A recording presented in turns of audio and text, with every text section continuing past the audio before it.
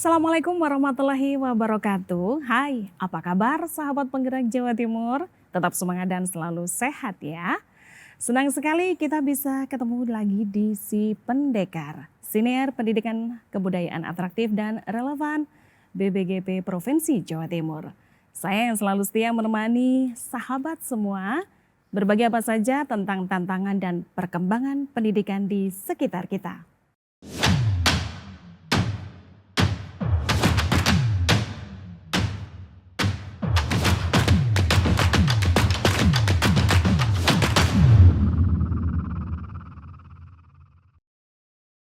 Sahabat penggerak Jawa Timur, pasti sudah pernah mendengar program Sekolah Penggerak atau yang biasa disingkat PSP.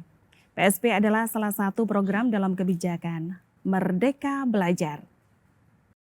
Program Sekolah Penggerak berfokus pada pengembangan SDM sekolah, mulai dari siswa, guru, sampai kepala sekolah. Kualitas siswa diukur melalui pencapaian hasil belajar di atas level yang diharapkan dengan menciptakan lingkungan belajar yang aman, nyaman, inklusif, dan menyenangkan. Nah, sudah tahu ya kalau PSP ternyata juga untuk pendidikan khusus melalui sekolah luar biasa atau SLB. Nah, di tengah-tengah kita saat ini sudah hadir dua orang bintang tamu yang akan membagikan pengalaman beliau-beliau dalam melaksanakan PSP di SLB masing-masing. Baik, kita sapa dulu narasumber yang pertama adalah Bapak Misteri MPD, Kepala SLB Negeri Gedangan Kabupaten Sidoarjo. Selamat datang Bapak. Terima kasih Mbak Tari, selamat datang. Apa kabar Bapak? Alhamdulillah sehat dan tetap semangat. Waduh, kalau ngelihat senyum Bapak ini pastinya sehatnya tidak hanya di luar saja tapi luar dalam ya Bapak ya. Amin, amin. Dan untuk narasumber yang kedua adalah Ibu Isrumila SPD MM. Beliau adalah Kepala SLB YPAC Kota Surabaya. Selamat datang Ibu. Terima Apa kasih Mbak kabar? Tari. Alhamdulillah sehat, semangat. Iya, tidak kalah manisnya ya senyumnya Ibu. Iya, insya Allah, amin.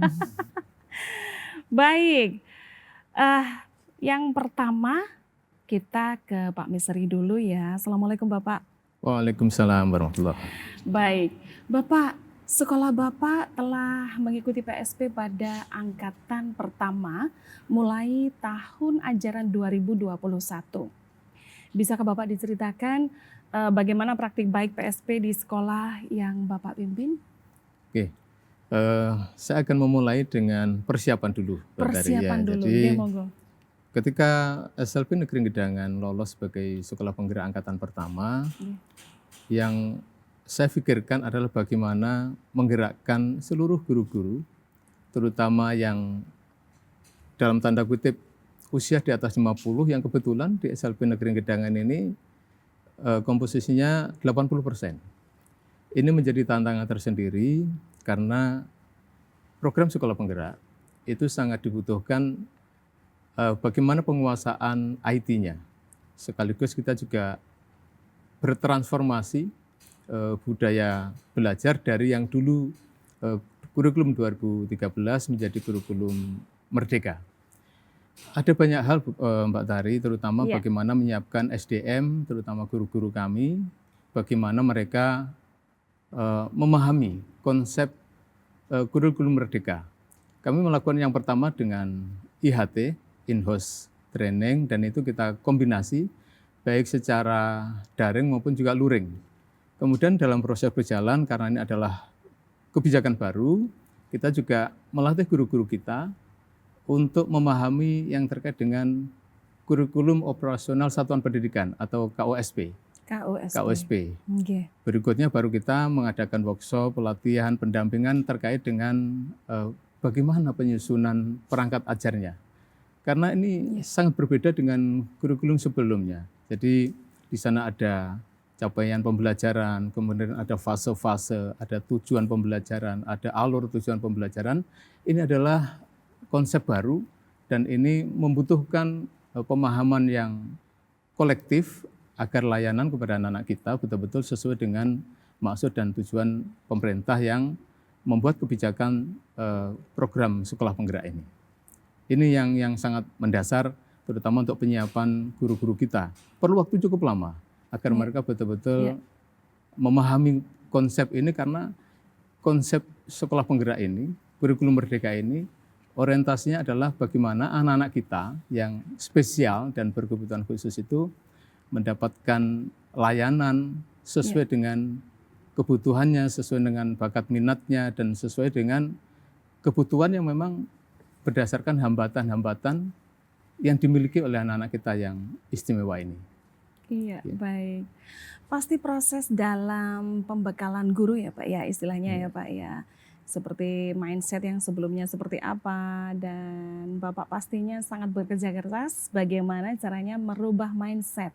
Nah, ini mungkin secara teknis Bapak, pastinya kan nggak bisa ya langsung target banyak gitu ya. Mindset kan pastinya prosesnya pelan-pelan. Nah, Betul.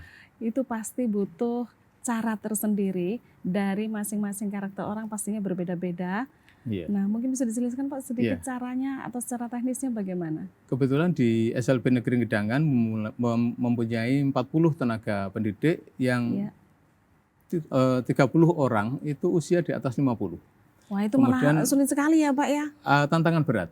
Kemudian kita punya 10 yang relatif usia produktif muda. Itu kita kombinasi bagaimana yang muda ini mendampingi guru-guru yang usia sudah senior agar mereka juga bisa belajar bersama kaitan dengan IT-nya. Karena ini proses pelatihannya itu kita menggunakan LMS. Jadi Learning Management System, dan itu sesuatu yang sangat baru. Di atas 50 tahun pastinya harus super sabar. Harus sabar, harus telaten, kemudian pendampingannya harus secara pelan-pelan. Sehingga antara kita juga mentransformasi budaya Merdeka Belajar dengan bagaimana penguasaan digital dan IT-nya harus seiring sejalan. Agar konsep ini betul-betul sesuai dengan harapan kita.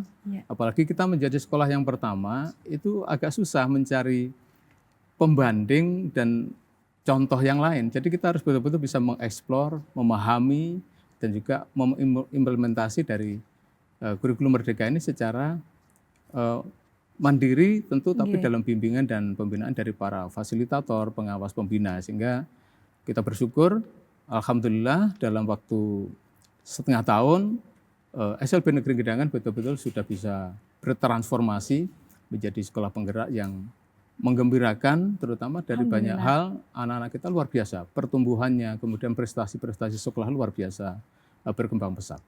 Yang pasti itu manfaatnya paling bisa dirasakan ya Pak ya, prestasi-prestasi tersebut. Betul. Boleh dong Pak sedikit berbagi prestasi apa saja nih Pak yang sudah diraih? Prestasi kita luar biasa, bahkan harus saya sangat terharu juga karena salah satu siswa kita tuh kemarin menjadi juara 1 lomba tata rias kecantikan LKSN tingkat nasional. Dan ini sedang proses untuk lomba ke internasional, insya Allah di Qatar tahun ini. Selain itu banyak sekali capaian-capaian anak kita yang di bidang olahraga, di bidang seni, dan di bidang budaya yang luar biasa. Yang juara provinsi luar biasa banyak, juara nasional tidak kurang banyak. Dan ini satu hal yang sangat membedakan Mbak Tari, bahwa kurikulum Merdeka ini betul-betul bisa memberi layanan yang istimewa buat anak-anak untuk merasakan yang dimaksud dengan Merdeka Belajar.